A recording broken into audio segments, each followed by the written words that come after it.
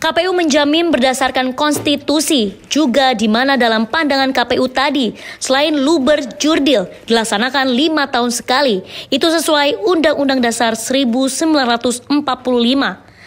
Selanjutnya kami juga menyampaikan pesan dan harapan bahwa selain pemilu luber jurdil dan pasti 5 tahun, juga ada suasana nyaman, aman, gembira, dan berkualitas.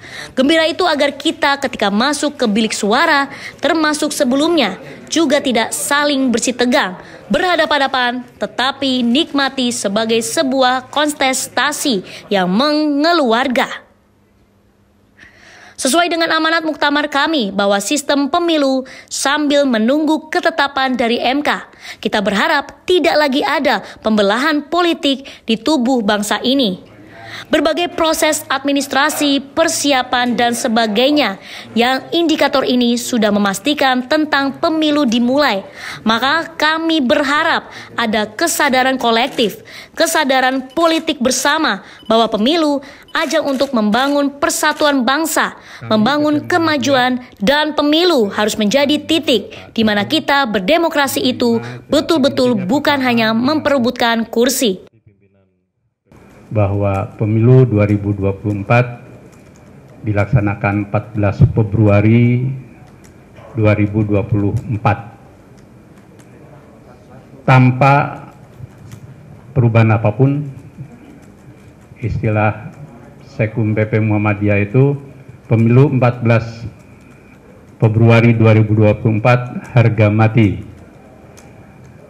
Artinya KPU menjamin berdasarkan konstitusi juga, di mana dalam pandangan KPU tadi Pak Hasyim bahwa pemilu selain luber jurdil dilaksanakan setiap 5 tahun sekali.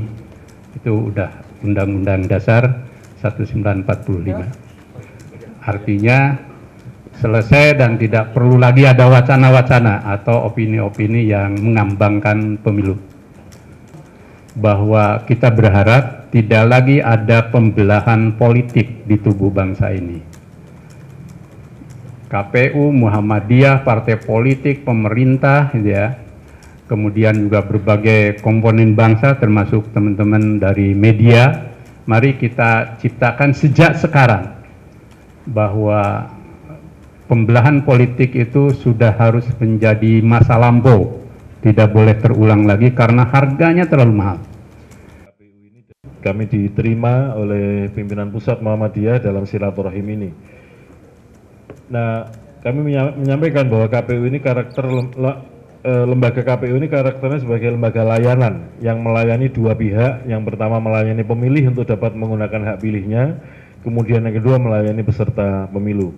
Kami menyadari bahwa Muhammadiyah sebagai organisasi yang tua di Republik ini, bahkan lahir jauh sebelum Republik ini berdiri, dan juga warganya juga besar, banyak, yang semuanya juga masuk kategori pemilih, sehingga layanan-layanan kami kepada pemilih itu akan lebih efektif kalau kemudian kami minta tolong, bantuan, dan kerjasama dengan Muhammadiyah.